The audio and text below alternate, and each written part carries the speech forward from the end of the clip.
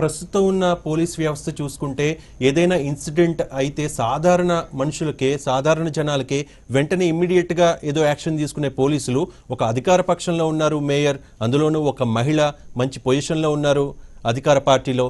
So ఒక 36 hours గడిచిపోతున్న పరిస్థితి ఉంది. ఇప్పటి వరకు ఒక చిన్న క్లూ కూడా రాని పరిస్థితి. ఎలా చూడాలి? అంటే పోలీసులు వైఫల్యంగా చూడాలా లేకపోతే ఏ రకంగా చూడాల్సిన అవసరం ఉంది? అంటే అక్కడ ఉన్న సిచ్యువేషను ఇన్సిడెంట్ జరిగిన కొద్ది నిమిషాల్లోనే ఇద్దరు సరెండర్ అవడం జరిగింది 1 టౌన్ పోలీస్ స్టేషన్లో. వాళ్ళ దగ్గర నుంచి కొంత సమాచారం రాబడుతున్నారు. అలాగే మూడో పర్సన్ కోర్టులో మేజిస్ట్రేట్ ముందు సరెండర్ అవడం జరిగింది. వారి దగ్గర నుంచి కూడా ఇన్వెస్టిగేట్ చేసి ఇంకొంత సమాచారం రాబట్టాల్సిన అవసరం ఉంది. ఇది ప్రాథమిక స్టేజ్ కాబట్టి నిజంగా ఏం ఇన్ఫర్మేషన్ వస్తుంది అనేది అప్పుడే బయటకు చెప్పడానికి ప్రాబబ్లీ ఇన్వెస్టిగేటింగ్ అథారిటీస్ ఒప్పుకోవు. కాబట్టి మనకు వస్తున్న ఇన్ఫర్మేషన్ ఫైనల్గా మనం భావించకూడదు. దానివల్ల ఆ క్లూస్ ఇచ్చే అవకాశం కూడా ఉంది. కాబట్టి మిగతా వాళ్ళకి వాళ్ళు చేయాల్సిన పని వాళ్ళు చేస్తారనే నమ్మకం మాకుంది.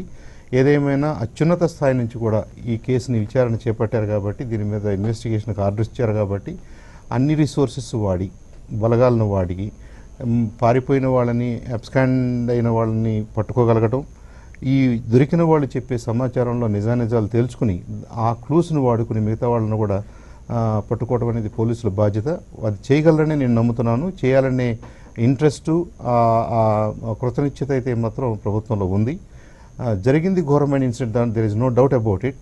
దీనికి కారణాలు, దీంట్లో వైఫల్యాలన్నీ కూడా మనం రాబోయే రోజుల్లో మాట్లాడుకోవాల్సిన అవసరం కూడా ఉంది. అంటే రోజులు వెయిట్ చేయాల్సిన అవసరం ఉందంటారా దీనికి? అంటే ఇది అసలు ఏం జరిగిందో తెలుసుకోవడానికి జరిగింది మనందరికీ కనిపిస్తుంది.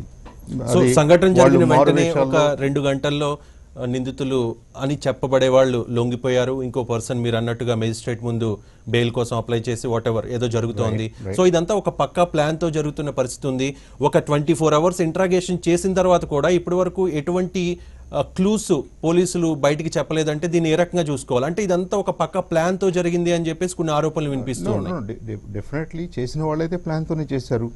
వాళ్ళు మారువేషాల్లో వచ్చారు. అయితే సరెండర్ అయిన వాళ్ళు నిజంగా ఇన్సిడెంట్కి సంబంధించిన వాళ్ళ లేదంటే ఎక్స్ట్రా మనుషుల మీరు అన్నట్టుగానే అది కూడా మనం తెలుసుకోవాల్సిన అవసరం ఉంది. వాళ్ళు ఇస్తున్న information to what extent it is correct. It could be misleading.